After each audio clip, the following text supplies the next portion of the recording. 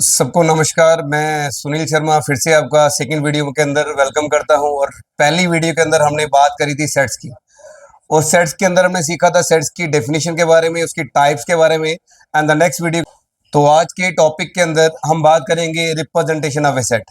इससे previous class के अंदर हमने सेट्स का पढ़ा था, उसके टाइप्स के बारे में पढ़ा था। इस वीडियो के अंदर हम सीखेंगे रिप्रेजेंटेशन ऑफ ए सेट। बात करने लगे हैं रिप्रेजेंटेशन ऑफ ए सेट की, तो सेट को रिप्रेजेंट हमने करना है, और सेट को रिप्रेजेंट करने की दो फॉर्म्स होती हैं। First is roster form.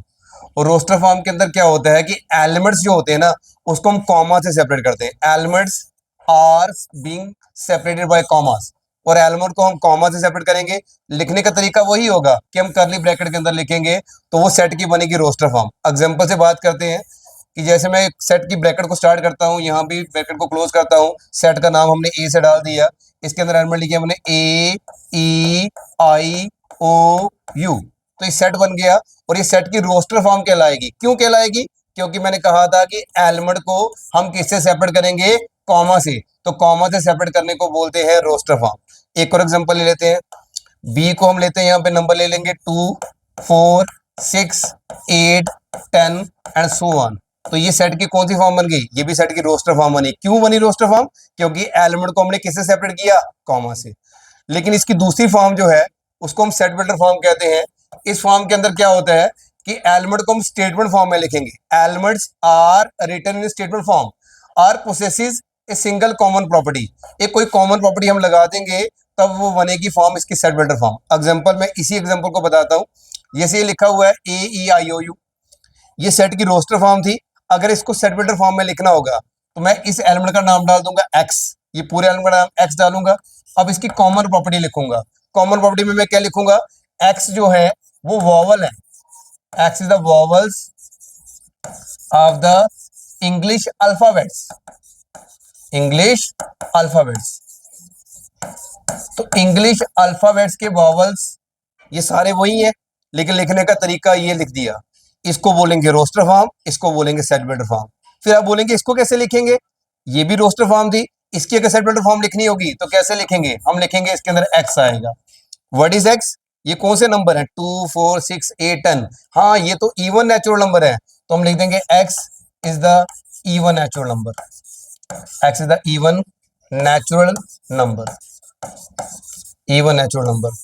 तो इस तरीके से हमने सीखा कि सेट की रोस्टर फॉर्म क्या होती है और सेट बिल्डर फॉर्म क्या होती है। मैं फिर से रिपीट करता हूं। और रोस्टर फॉर्म के अंदर एलिमेंट को कॉमा से सेपरेट करेंगे, और उसी फॉर्म के बाद हम जब सेट बिल्डर में जाएंगे, तो हम एलिमेंट को एक स्टेटमेंट फॉर्म में लिखेंगे, एक सिंगल प्रॉपर्टी में लिखेंगे, वो बन जाएगी इसकी सेट बिल्डर फॉर्म। लेकिन एक वर्ड बीच में बार बार यूज होगा, उसका नाम है belongs to and does not belongs to. मैं उसकी बात करता हूं आपके सामने।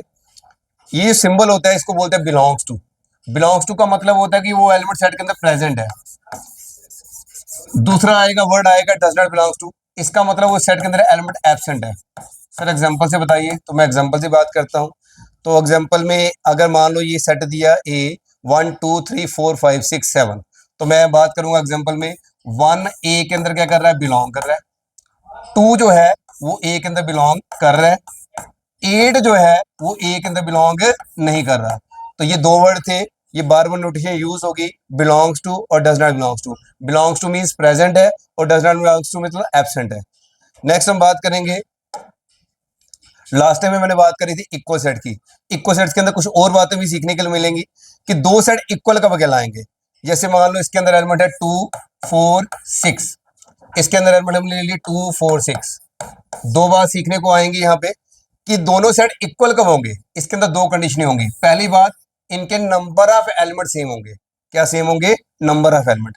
नंबर ऑफ एलिमेंट को कुछ लोग कार्डिनल नंबर बोलते हैं, तो वो भी चलेगा, कार्डिनल नंबर बोले या नंबर ऑफ एलिमेंट बोले।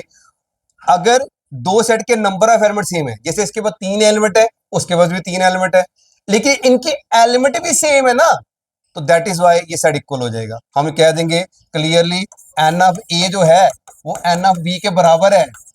ये तो बराबर है, एंड एलिमेंट भी सेम है। एलिमेंट भी सेम होने के कारण, एलिमेंट भी सेम होने के कारण हम इसको बोल सकते हैं कि ए बी के इक्वल है। ए बी के इक्वल है। पर कभी कभी ऐसा भी होगा, मैं बताता हूं कैसे। सपोज कर लो ए दे दिया 4 5, बी दे दिया 6 7। आप बोलेंगे सर नंबर ऑफ एलिमेंट तो सेम है, एन ऑफ ए जो है वो एन ऑफ बी के बराबर है, पर एलिमेंट सेम नहीं है, क्या ये इक्वल है या नहीं है? ऐसे सेट इक्वल तो नहीं होंगे, ऐसे सेट को बोलते हैं equivalent set.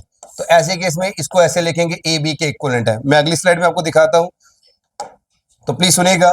Definition, equivalent set, two sets A and B are set to be equivalent if, क्या कंडीशन बताई, एन ऑफ ए अगर एन ऑफ बी के बराबर होगा तो हम कह देंगे ये दोनों सेट क्या है, इक्विवेलेंट है। इक्विवेलेंट एग्जांपल फिर से 5 6 और ले लिए 5 6। आप बोलेंगे ये तो इक्वल भी हो गए, तो मैंने कब बोला इक्वल नहीं है?